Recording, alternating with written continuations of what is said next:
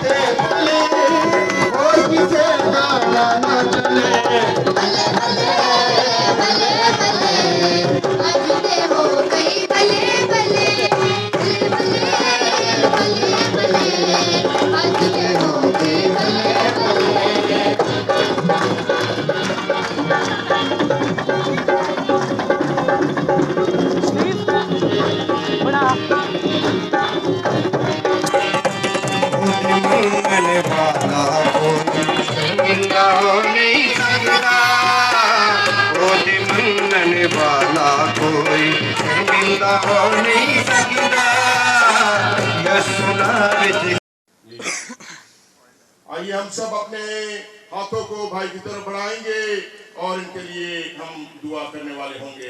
मैं चाहूंगा सब आसमान इन पर हाथ रख के इनके लिए खास दुआ करने वाले हों। Hallelujah hallelujah. खुदावंद यीशु मसीह में हमारे आसमानी बुजुर्ग बाप, हम दिल की गहराइयों से तेरा शुक्र करते हैं आज इस दिन के लिए। और खुदावंद आज हम भाई मुश्ताक वल्द बूटा मसीह उनको इस जमात इस कलीसिया में खुदावंद तेरी हजूरी में हम पासवान की खिदमत के लिए मखसूस करते हैं और दुआ करते हैं आज से तेरा पाक रूह इन पर नाज़िल हो रहे, तेरी रूह की मामूरी इन पर रहे और ये तेरी खुशखबरी को ना सिर्फ इस इलाके में बल्कि इस शहर इस मुल्क में दुनिया के कोने में खुदावंद जाए और खुशखबरी फैलाने वाले हों, तेरे इरशाद आज़म को पूरा करने वाले हों। खुदावंद तेरे कलाम में लिखा है कि तुम सबको में जाके शागिर्द बनाओ और उनको बाप और बेटे रूह कुद्स के नाम से बपतिस्मा दो। खुदावंद आज हम दुआ करते हैं कि तेरा बंदा इसी इरशाद आज़म को न सिर्फ यहाँ बल्कि दुनिया के कोने कोने में जाके पूरा करने वाला हो, तेरे नाम को जलाल मिले। मांगते हैं ये सब खुदा बाप, खुदा बेटे और खुदा रूह कुद्स के नाम से, आमीन आमीन। अभी आप यहीं रहेंगे। खुदा उनके कलाम में से हम देखेंगे। हालेलुया। खुदा उनके कलाम में खरूज उसके 28 बाब और उसके 40वीं आयत में लिखा है, और हारून के बेटों के लिए कुर्ते बनाना और इज्जत और जीनत के वास्ते उनके लिए कमर बंद और पगड़ियां बनाना। इसी तरह 29वीं बाब की 9वीं आयत में भी लिखा है, और हारून और उसके बेटों के कमर बंद लपेट कर उनकी पगड़ियां बांधना, ताकि कहानत के मनसब पर हमेशा के लिए उनका हक रहे और हारून और उसके बेटों को मखसूस करना। यहाँ खुदा के कलाम में लिखा है कि उनके सर पर पगड़ी या पगड़ियां बांधना। और ये आज हमारे लिए बड़ा शर्फ है कि आज हम भाई मुश्ताक को या पगड़ी से इज्जत अफजाई करने वाले होंगे और हम ये चाहेंगे काउंसलर साहब से कि वो आए और आके भाई मुश्ताक को ये पगड़ी पहनाने वाले हों।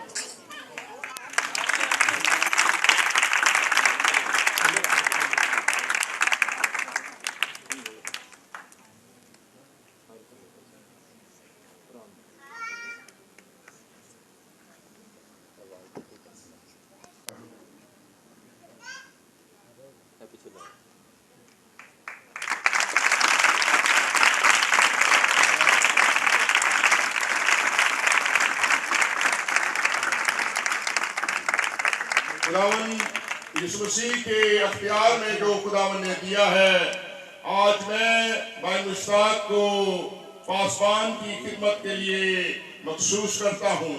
खुदावंद आपको बरकत दे।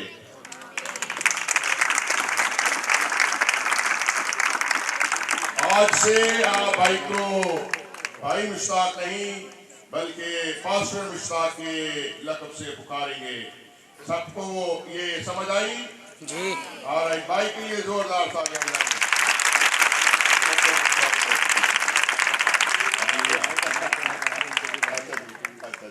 खुदा बरकत दे, खुदा उनका शुक्र हो। अब मैं चाहूंगा, अच्छा जी चादर भी है, कितने पानी आए जी? नवीद साहब आए और चादर पहनाने वाले हों। किधर गया भाई नवीद?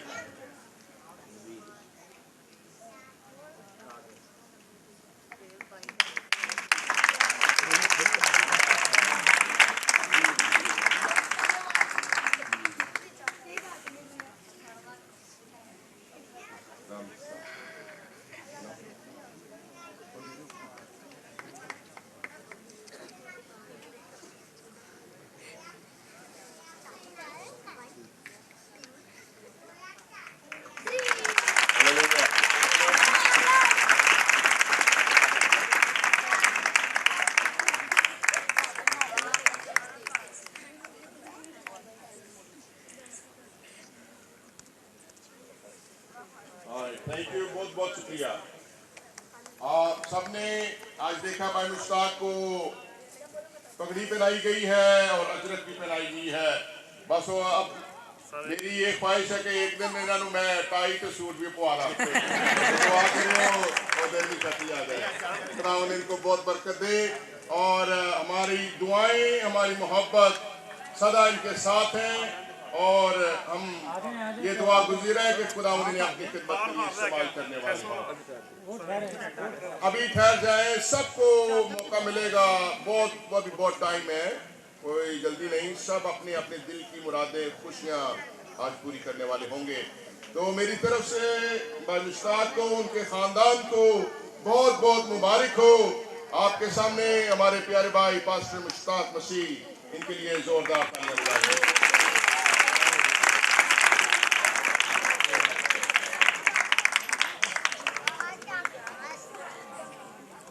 अभी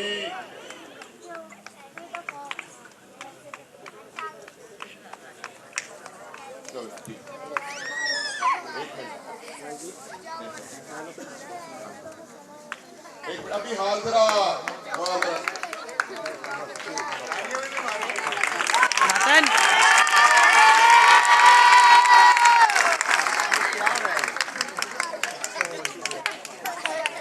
बराए मेहरबानी जरा मुझे मेरा काम कर लेने दें। मुझे मालूम है भाई पास्टर मोरस सर थोड़े बेसब्रे हो जाते हैं, बट आप सब जरा सब्र कर लें ताकि रस्म को मुकम्मल कर लिया जाए। आज हम खुदावन का शुक्र करते हैं कि खुदावन ने आपको एक नया खादम दिया है। खुदा के कलाम में लिखा है कि खुदावन के खादम दो चंद इज्जत के लायक हैं और यही हमारे वालिदैन ने हमें सिखाया है और यही खुदावन का कलाम भी हमें सिखाता है कि हम खुदावन के खादम की इज्जत करने वाले हों। इससे आप इज्जत पाते हैं। खुदा के कलाम में लिखा है कि जो कोई खुदावन के खादम को बुरा कहता है वो मेरी आंख के पुतले को छेड़ता है। और ये हम अपने दिलों में यकीन रखें और खुदावन के खादम की इज्जत करने वाले हों। तो मैं चाहूँगा चंद लम्हात के लिए भाई मुश्ताक, पास्टर मुश्ताक इज़हार ख्याल करने वाले हों और चंद लम्हात के लिए ज़्यादा देर ना लगाएं क्योंकि जी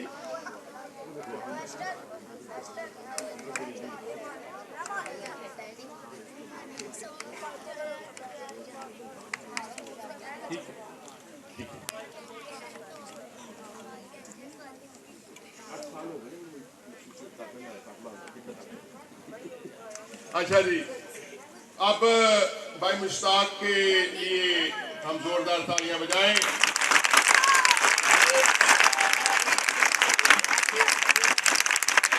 और मैं चाहूँगा भाई मुश्ताक पास्टर मुश्ताक अपने ख्यालात का इजहार करें, ज़्यादा लंबा नहीं, बस थोड़ा सा, ताकि फिर बाकी सारी रस्मात को भी हम करने वाले हैं।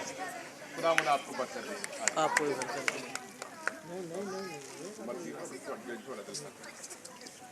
अजय तो हो रहा पैणे ने अभी तो थोड़ा दुआ सुनो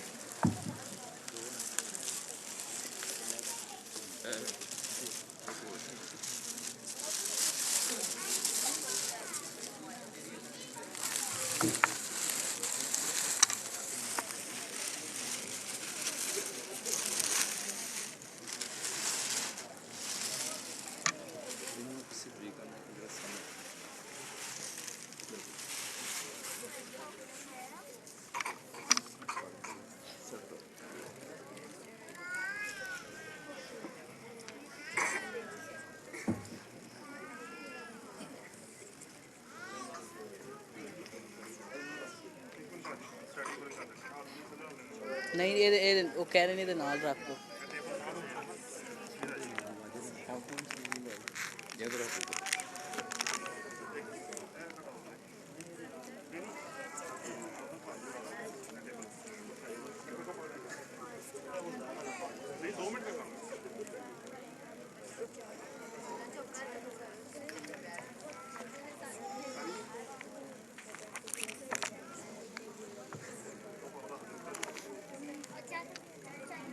वायर देख के जाते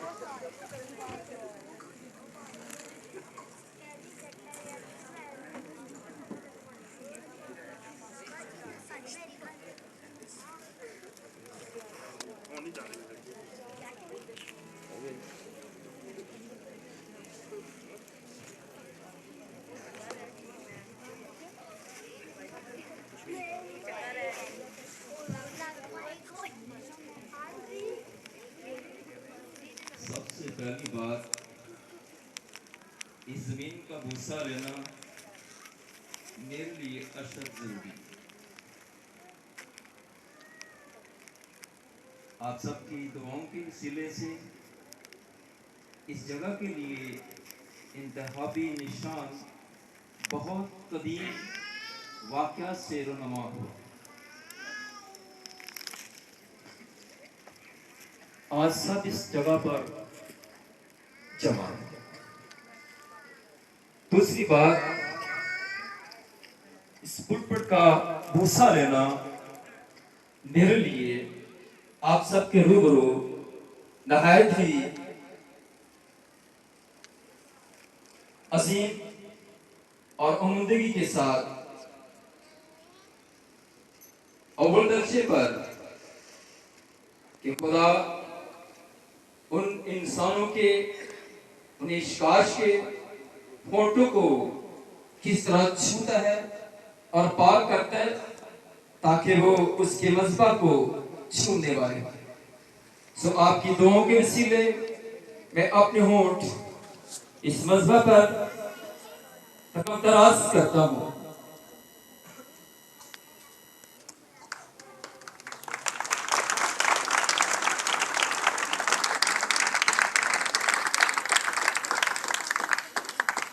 दूसरी बात, खुदा के प्यारे मोजिस खादमों के लिए दिल की गहराइयों से आजिज़ी और अंसारी के साथ जान फसानी से सलूट मारता हूं।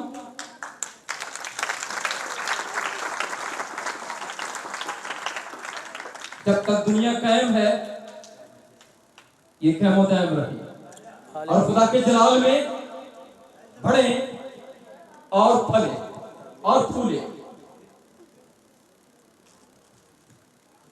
तीसरी बात, हाज़िर जमात, खुदा का प्यारा पंडाल जिसके लिए मुमकिन है जरा सफल की उमंग। तो आप सबको प्यारी बेटियों, प्यारे बेटों, प्यारी बहनों, प्यारे बुजुर्गों, खुदा की सलामती में सलामत करता हूँ। आप हमेशा खुश रहें, शाद रहें और उसी सलामती में बढ़े और फले। अब नहीं देता वक्त बड़ी मुद्दत से, क्योंकि वक्त के अंदर रह जाना, वक्त के अंदर अटक जाना, वक्त को खैर बात कह देना या वक्त के जुमरे में रहकर किनारा कशी कर जाना, तो बहुत सारी बातें मेरे मौजिज ने बयान कर दी। खुदा उन्हें सलामती रखे। किस तरह उनके ज़हन के अंदर ये तमाम बातें वकूअ में आ गई, क्योंकि खुदा का कलाम बयान करता है, अल्लाह की मुकाशफे कहता है, खुदा उनसे हम कलाम होता है और उन्हें वो बातें मिट जाती हैं जो हम अक्सर कहते हैं, तेरे माथे पे नीले हक के मैं पढ़ लूं। तो खुदा का जिंदगी बख्शलाम और खात्मा-उद-दीन के इन तमाम अल्फाजात के अंदर वक्त के अलमिये से मुमकिन है कि मेरे लिए सिर्फ बारिश ही नहीं, आंधी ही नहीं, बल्कि इसके अंदर तूफानी झोंकों का, औलों का बरसना लाजम वकूअ हो गया है। आप सब दुआएं करेंगे, दुआएं देंगे। पेशकार जितना वक्त गुजार चुका हूं, अगला हिस्सा ना मालूम है जिंदगी के अंदर या नहीं, क्योंकि कलाम खुदा बयान करता है, गुजरे अय्याम को याद कर कि तेरे हिस्से में, तेरे बक्रे में, तेरी चार दीवारी के अंदर क्या वकूअ पजीर हुआ है। सो माजी के तल्लक से बहुत कुछ ध्यान करने का और अलमिया ऐसा बहुत दफा डायरी पकड़ी लिखने के लिए, कलम उठाया लिखने के लिए, लेकिन कानों के अंदर आवाज कोई और लिखेगा। ये बात, ये किस्सा, ये कहानी कोई और लिखेगा। फिर हाथ बाई के बाई रुक के, कलम बाई कमा रुक गया। बहुत दफा तो यूं हुआ, अब हफ्ता गुजरने के अंदर अंदर ये तहरीर करना पड़ा, लेकिन रोना ज्यादा और लिखना कम। सो मेरे अजीजों,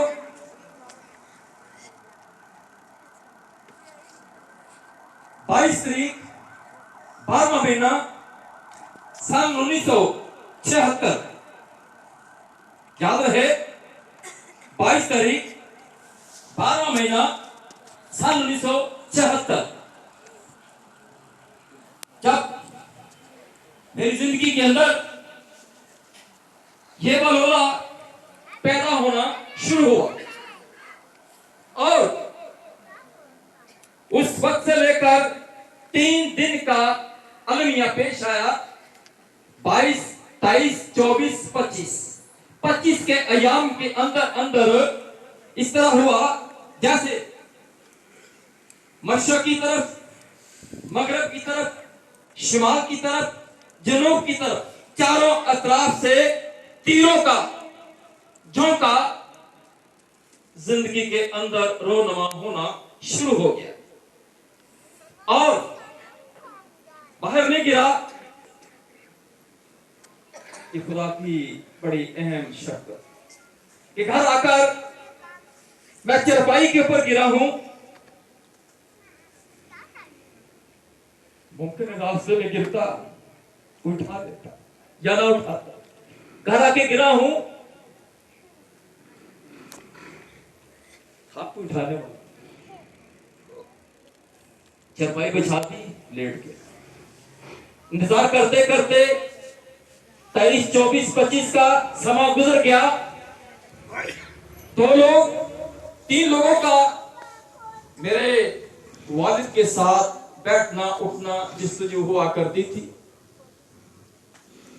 और उनका कलाम पाक के तल्लक से पढ़ना जिस्तजू करना यह हुआ करता था।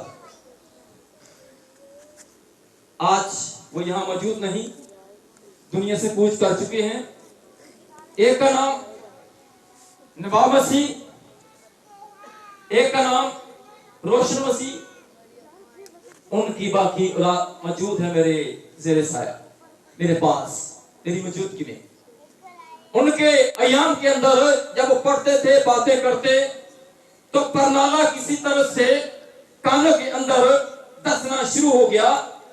तो मैं दोनों लफ्जों से लफ्ज ले रहा हूं, रोशन से, कि खुदा की रोशनी किस तरह मेरे अंदर दाखिल होने लगी। बकौल के जब वो कलाम को पढ़ते और बातें करते, बातें शेयर करते, नवाब की तरफ से बकौल का नाम अपना नवाब मसीह, लेकिन मेरे लिए क्या हुआ, उनके अंदर से जो नवाबी मुझे मिल गई आज मेरे पास है। उस रोशन के वसीले जो रोशनी उतार कर बैठी आसमान से, वो चलती चलती आ गई। चार बात यहां पर सन 76 से लेकर ये सिलसिला कहां तक चलता आया। 25 के बाद मेरा उठना चरपाई से नामुमकिन हो गया। ये बीमारी भारत हो गई। इस बीमारी ने अपने अंदर कंट्रोल कर लिया कि ना तू भागेगा ना भागने दूंगी।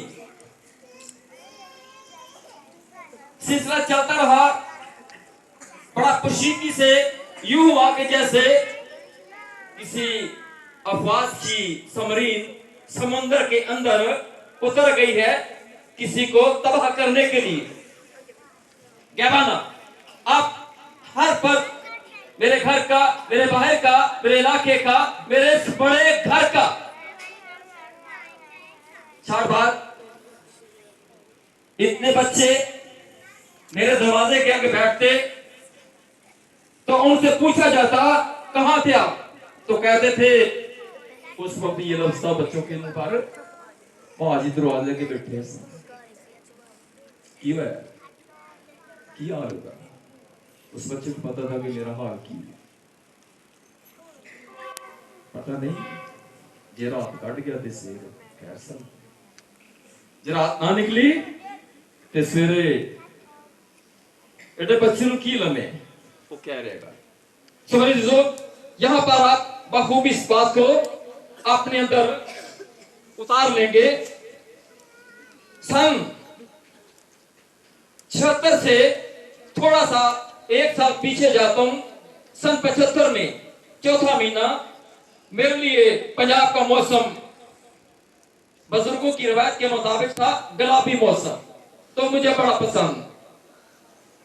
चला गया कराची से, वहां पर कुछ इस तरह की सैरो सैर शुरू हुई। 8-10 दिन के अंदर मामू ने सैर करा दी, काम पड़ जाएगा तुझे यहां कुछ करने के लिए, ना मालूम। चलो दाएं बाएं देखा सिलसिला, 2 भैंसे थी और कुछ और मोशीदन के, एक ने भी सुना था, एक सो चुकी थी मेरे जाने से पहले। करना कुदरत का ये हुआ, सारी सैर करा ली मुझे, कहां उनका चारा है, कहां सूखा, कहां गीला, कहां से लाना है, कहां से नहीं लाना। तो ये 4-5 करतब मामू ने सिखा दिए। हुआ क्या, जो भैंस सोने वाली थी वो भी सो चुकी, और कहा आजादी है खाने की और पीने की, चाय पी पी के कराची की तेरी चर्बी पिघल गई। ना उस वक्त जब भी ज्यादा थी और ना उसके बाद और ना अब है। बात कहां तक पहुंच गई, वो बहस हुई, तजर्बा कौन नहीं था। शायद वहां से और भी मेरे ऐसे मामू पाए जाते हैं जो बड़ा प्यार और लाड लड़प्पा करते थे। हुण चोहा मझां पता लगदा तेनों आया मामे दे कोल दुध पीण, सो दूध पिया, आजादी के साथ भैंसे चोने का भी तजर्बा आ गया, पाली पड़ गई, बारिश हो गई, ये तजर्बे से खाली था। लेकिन यूं लगता था कि जैसे कोई साथ साथ में सकलाई कर रहा है। होता यहाँ पर शार्ट बात बहुत सारे समझ के इस बात को। आगे क्या हुआ, 75 के बाद यानी उसी सन के अंदर 2.25 मन का पट्टा था जो उसके टोके के अंदर पड़ा था। तेल मलना है बदन को, सुबह मक्खन, दोपहर को मक्खन, शाम को मक्खन, दही, ये तेरी खुराक है। मैं अपनी बीमारी से ठीक हो जाऊं तो मैंने देखना है कि तेरी सेहत के अंदर फर्क पड़ा है या नहीं। तो मेरे जिदो ये खा पी के मैं उस 2 मन के बट्टे को यहां तक तो नहीं ला सका, लेकिन यहां तक ले आया। जब यहां तक ले आया तो ख्याल हो गया अब तू यहां से तब जाएगा जब बट्टा यहां तक पहुंच जाए, मेरा पाला पूरा करना है। ठीक है। कुछ महीने के बाद दावत चलेगी, फटाफट वापस आ जा, तेरा रहना दरकिनार। वापस आ गया, खेल खत्म हो गया। आगे 76 से लेकर हमारे लिए ऐसा सिलसिला हो गया कि दरमियान में आकर वक्फा पड़ गया। वो वक्फा इस तरह का था कि उसने मुझे छेदना शुरू कर दिया। तीर तो चारों तरफ से पहले लग चुके, वो बैठ गए हैं टकानों पर, कब लगेगा, कब छेदा जाएगा। लेकिन जो वक्फा दरमियान में आ गया वहां पता नहीं क्या क्या समा पैदा हो गया। सो सहते सहते सहते सहते मां खाना पड़ के बैठी है तो मैं सोया हूं, बाप पानी पकड़ के बैठा है, मैं सोया हूं।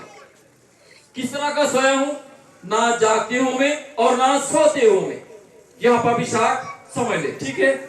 आगे इसके बाद उल्टन कैसी हुई, वक्फे के गुजर जाने के बाद कुछ पैर जमीन पर रखने पड़ गए।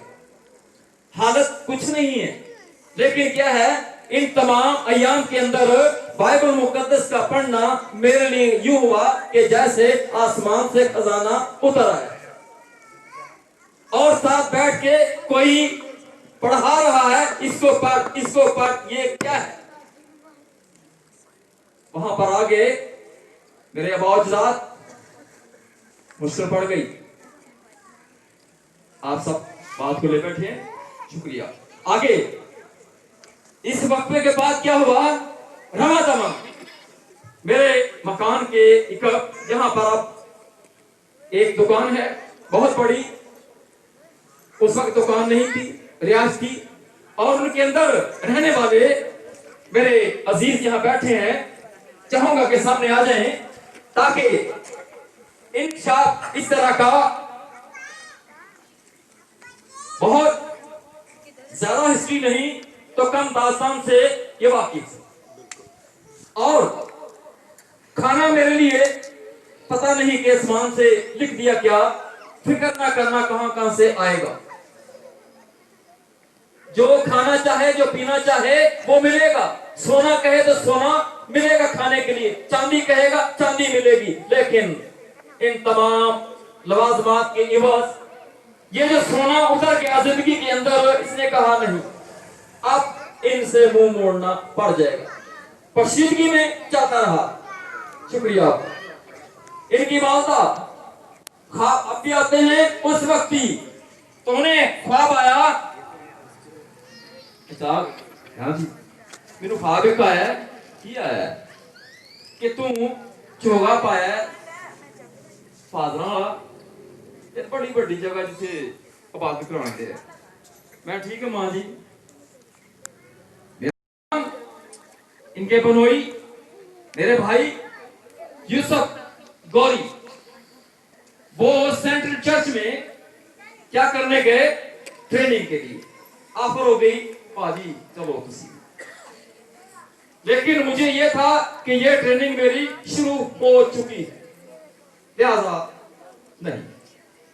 वहां से इनकार किया तो ऑफर हुई, चल फिर और काम कर लो भी खिदमत है वो की पौधे लोथे ते पानी जनी दई कदी गेड़ खोल सकती। चलो ऑफर हो गई। सो भाई यूसुफ मतलब फलदार पौधा, उम्दा फलदार पौधा जैसे भी लेके चले गए। वहां पर क्या हुआ, मेरे जाने से पहले एक शख्स वहां इन शख्सियात को मिलकर चले गए, मंजूरी नहीं हुई। मेरे साथ यहां से जाने वाला एक शख्स और अगर पंडाल के अंदर बैठे हैं तो वो आवाज मिल जाए तो सामने आ जाए, भाई प्रेम साहब, भाई प्रेम साहब है नहीं तो आप सब जानते हैं। भाई यूसुफ ने उनको ऑफर कर दी कि चलो काम कर लो फिर ड्यूटी। इधर मैनू दो ख्याल च उन्होंने ख्याल कि अगर मैं ट्रेनिंग नहीं ना और भर्ती ते काम कर लांगा। अगे मंजूर होना किनू है, असि दो ही इकट्ठे तुर पे, मैं ते भाई प्रेम साहब।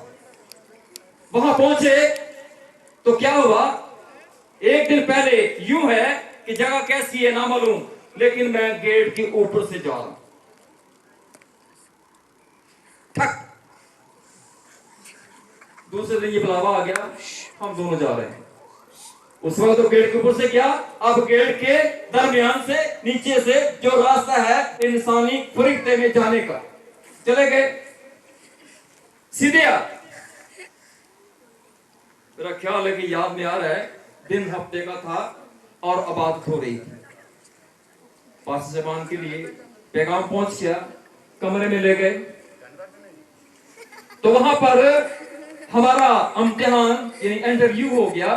पहले भाई प्रेम साहब गए, उसके बाद मैं। जब हम यहां से जा रहे तो उन्हें नहीं पता कि मैं किस काम जा रहा हूं और मुझे नहीं पता कि ये किस काम जा रहे हैं। जब वहां पहुंचे तो हालत मेरे अजीजों उस वक्त बीमारी की थी, बीमारी मौजूद थी। अब ये हो रहा था कि पानी पी लेता हूं, थोड़ा खाना खा लेता हूं, लेकिन वो भी ना खाने के बराबर। मुख्तसर यहां पर स्टेशन आपके लिए वकूफ है, आप सब जान चुके होंगे, ठीक है। तो वहां ख्याल बड़ा उम्दा, मेरी सेहत बिल्कुल तिनके की तरह थी, कद भी सेहत भी, और भाई प्रेम अपनी सेहत में बिल्कुल फिट थे। करना कुदरत का, जो पहले गया था वो भी नामंजूर, जो मेरे साथ गए तो वो भी नामंजूर। उसके बाद मेरी बारी आ गई, बातें तो ना हुई लेकिन चंद सेकंड के अंदर आंखों ही आंखों से बहा लिया गया। तो वहां कृष्णा ये हो गया, रूहानी बंदा रूहानी आदमी किस तरह परख लेता है। मेरे लिए न्यू लाइफ वहां शो हो गई, मंजूर कर लिया। क्या हुआ, छुट्टी नहीं होगी, ठीक, वहां लिख लिया। आज तैयार हैं या कल? घर जाके करना भाई यूसुफ कह नहीं कि आज ही शुरू हो जाओ, ठीक है आज ही शुरू। अब यहां इत्तेफाक जो कायदा कानून और जो उनके कलम के अंदर बात थी, खाना आप घर से खाएंगे, ठीक है सर। लेकिन मेरे अंदर जो ठाठे उठ रही थी, खुदा का घर है, मैंने अपने घर से खाना नहीं खाना, मैं खाऊंगा खुदा के घर से और खुदा के लोगों के हाथ से। 8 दिन चलता रहा मसला, जो है पूछे, पाजी अंकल जी, हाँ जी, खाना खाते हैं, चाय पीती, मैं नहीं। अच्छा, 8 दिन के बाद ये इम्तिहान था मेरा जो चल पड़ा। 8 दिन के बाद क्या हुआ, चाय बिस्किट नीचे से आ गए और रोटी पानी ऊपर से आ गया। 2 पोर्शन थे हमारे। अब देखने में हैरानगी पैदा हो गई कि ये मामला कैसा खुश नसीब है, एक बेहद शख्स जिसे ये चीजें नसीब हो गई। शुक्र उसकी हिफाजत का, जिसने ये तमाम ही इंतजाम वहां वकूफ कर दिया। इन शख्सियों के लिए, इन हस्तियों के लिए तहे दिल की गहराइयों से शुक्रिया अदा करता हूं कि ये किस तरह मुझे अपने अंदर समोचने वाले हुए। यहां मेरे जो 9/4/1988 और 22/12/76 और सिलसिला जब 76 का ये हुआ तो दरमियान में बहुत सारे वाकया आए जहां पर मैं गिरा उठा। वहां मैं खुद उठ पड़ता था। गिरने के बाद कलाम पाक के हिस्सों में से ये बातें सामने आती रही कि मेरे बंदे गिर जाते हैं तो मैं गिरे हुओं को उठा लेता हूं। चक्की पीसती रही, चलता रहा। लेकिन अब मुखसिर बेट 25 तारीख नामा महीना सन 2017, इसके दरमियान का एक हिस्सा है जो मेरे लिए इस तरह का चला कि जैसे चक्की के अंदर बाजरा पीस लो, गंदम पीस लो, चावल पीस लो, जो भी पीसना है पीसते जाओ, हद तक के पत्थर पीसते जाओ, ना मालूम। इस बात से भी काफी कलम खींच बैठे हैं। तो क्या हुआ, 9 बजे का टाइम, मैं रोड पे गिरा हूं। 9 बजे का टाइम है, रोड पे गिरा हूं। पहले तो मैं उठ लेता था, अब उठने की हिम्मत नहीं हुई। इसका मतलब ये हुआ कि मेरा सफर खत्म हो गया। अब आगे सफर किसी और का। कभी बेहोश नहीं हुआ। ये एक पहला जिंदगी के अंदर टाइम आया जब मैं बेहोश हुआ और वहां उठाने वाला कोई नहीं। दुकानदार जो था वो कहने लगा, ना बाबा आगे गया थे ना बाबा पीछे गया है, गया किधर है? पलट के देखा तो मैं पीछे लेटिया। अब वो केला उठा भी नहीं डरता, साथ को बुलाने के आ रहा है उठाने के लिए, कहता नहीं मैं इसे खुद उठाऊंगा क्योंकि ये मेरी जिम्मेदारी है। उस नौजवान को कभी, वो इतना बच्चा था जब से मैं जानने लगा, वो अपने माओ के पास दुकान पर काम करता था। अब वो जवान हो गया और बाल बच्चेदार हो गए।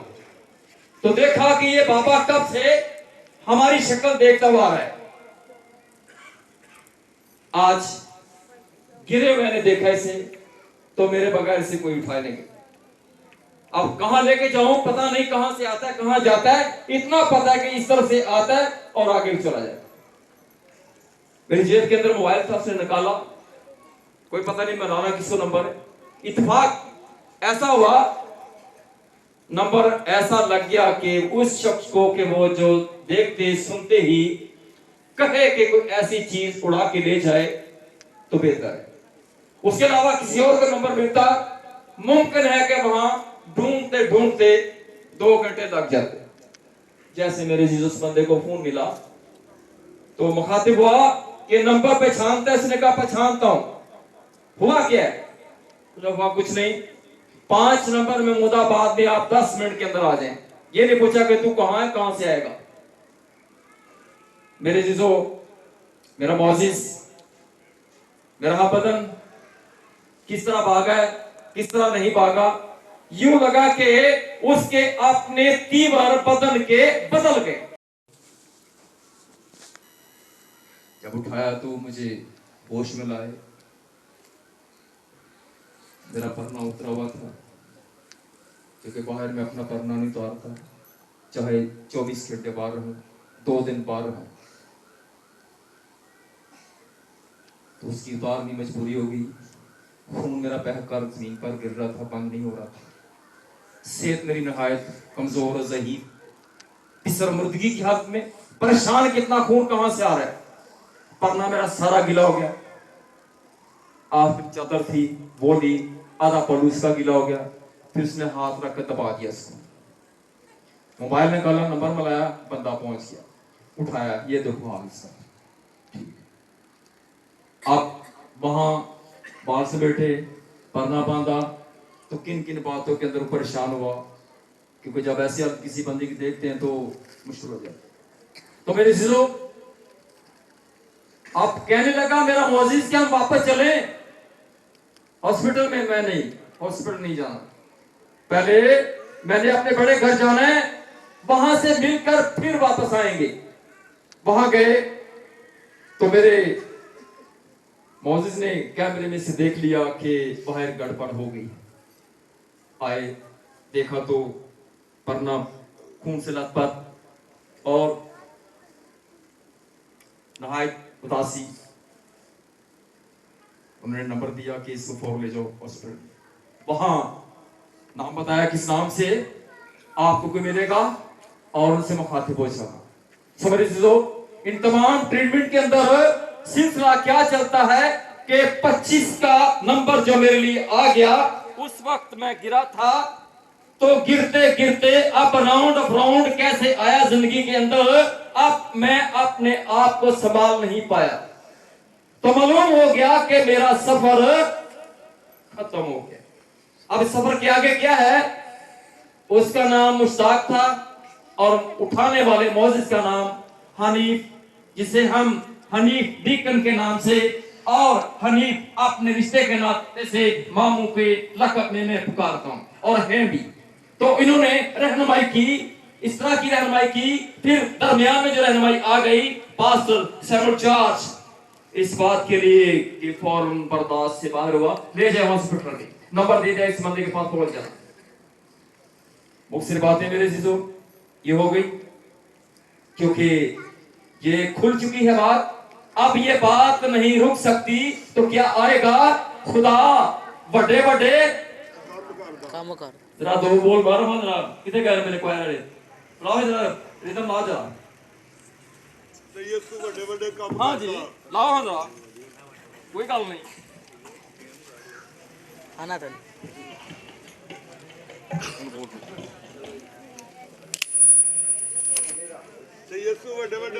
सो ये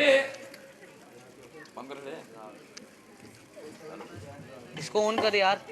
ये चीज कब से है मेरे पास, मुझे याद है मेरे घर में अभी घड़ी दीवार के ऊपर लगी है। उस वक्त वो बच्चे दूसरी क्लास में, तीसरी क्लास में पढ़ते थे, और दूसरी तीसरी क्लास के अंदर पढ़ते हुए बच्चों को अंजील मुक़द्दस की तालीम से आगाह किया, और वो घड़ी उन्होंने बतौर तोहफा दी। अब बच्चे ना के जवान, ना के तालीम याफ्ता, बल्कि खुद भी बाल बच्चेदार वाले हैं। सो मेरी जिंदगी के अंदर ये बड़ी अहम बात, अब इसका लेना मेरे लिए क्या होता था, बारिश हो रही है, धीमी है, तेज है, मैंने तान कर अपने सर पर जाना है, और उस पर लिखा हुआ था PIA की छतरी थी वो। ये दूसरा पोर्शन है मेरे पास। सो मेरे जीजो, गली के अंदर पानी 2 फुट 1.5 फुट के करीब होता था, तो मैं अपनी सलवार को ऊपर उठा लेता था, और मैंने जाना है, अच्छा जरूरी जाना है। आज मेरे लिए मेरे अजीजों, ये छतरी क्या काम देती है, उस वक्त से क्या करती आ रही है। जिस तरह इस छतरी की तमाम नोकें बराबर हैं, चाहूंगा कि इसी तरह मेरे बदन की तमाम नसें बराबर हों, कोई नस बदन के अंदर रुकावट का सबब ना हो। आपका पैगाम मिले और मैं सोया रहूं, आपका संदेशा आए तो मैं घूमता हूं, आप पुकारते हो तो मैं आने से इनकार करूं, क्योंकि ये रिजल्ट पहले हो चुके हैं, मैं आ नहीं सकता, ठीक नहीं। ते मरीज लाए घर जी दुआ करानी है, लै वो लैन तुर जाता है, ते पिछों हुंदा है उठ जेड़ा सोना नामुमकिन ने, मेरे तुरे नहीं जाता, मैं उठा किवें, चल खड़ा होना है। वो भी अपना दरवाजा पूर नहीं कर बैठा तो मैं पहुंच गया। सो ये तमाम बातें खुदावन के उस साए के नीचे, उस पर के नीचे रहने से और उसकी कुदरत के वसीला रखे जाने के सबब से आज मेरे अजीजों, ये तमाम की तमाम वो बातें, वो काम जो जिंदगी के अंदर चली आ रही हैं, चाहूंगा आप लोगों की सलामती के अंदर खुदा का साया आपके ऊपर इसी तरह मंडलाता रहे, और वो साया रूह कुद्दस की वदानियत से आप उसके अंदर चलते रहे, पालते रहे, पोसते रहे और मेरे लिए दुआ करते रहे ताकि मैं आपकी खिदमत के लिए दिन रात इस कावश में बाकी में हूँ। और मेरा वचन ये जो ऐश पड़ी गई है, इस ऐश का अभी समझ ले कि 4 आने में से एक हिस्सा इतने अरसे के अंदर सामने आया है, बाकी है। अभी बाकी का पता नहीं कि खुदा ने जिंदगी कितनी रखी है। बच्चों के मुंह से अल्फाज निकले हैं 150 साल आपने जीना है। बच्चों को क्या है मैं 150 साल का 150 साल खुदावन करेगा, लंबी उम्र देगा खुदा सेहत के साथ। और वो बातें बच्चों ने की हैं जो मेरे बाप ने नहीं की। इतने बच्चे पाजी हाँ जी शादी कर लो उस वक्त। ये बातें वो है मेरे अजीजों, जब ये सैयद नबी के कलाम में से पढ़ते हैं तो शीर ख्वार बच्चों के मुंह से वो बातें निकलवा देते हैं, बयान करवा देते हैं ताकि आप उस पर गौरव खोज करें। मेरे अजीजों, खाने पीने के तलक से एक ऐसा क्वेश्चन आ गया। मेरी वालदा भी हैं, रूहानी तौर पर जन्म देने वाली, और बहन भी है जिसके पास मेरे लिए बहुत सारे किस्से मौजूद हैं वो कि मेरे घर से ना मुझे मिलते हों। मैंने काम करना है, पता लग गया कि रुस्ताम का काम की करन दिया, थर्मस ज्यादा भर के ताजा बना के रख देना। पानी उस वक्त पता से मैं ठंडा नहीं पीता, शरबत बना के रख देना।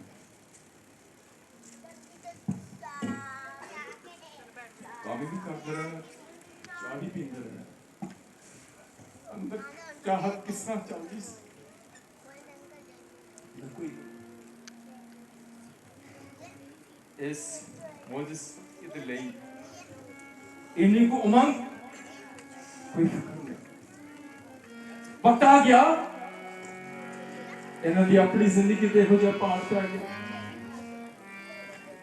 मेरे रिश्ता की पैदा हो गया, भरा भी निकल गया, बेटा भी निकल गया, प्यो का रिश्ता मिल गया। मेरे लिए तू भरा नहीं है, बेटा नहीं, प्यो नहीं। मैं सलाह करना पावे दुनिया में नहीं है पर याद तो दुनिया के विच मौजूद है। केड़ी केड़ी शख्सियत जिन्हें मैंने रब्बा देश है कि तू सदा क्यों है। मेरे रूहानी बालक, रूहानी बालक, जिस्मानी साथ, रूहानी साथ, सब कुछ कृष्ण इनका ऐलान है। बंदा मेरे सेंटर के अंदर है, गेटों अंदर है,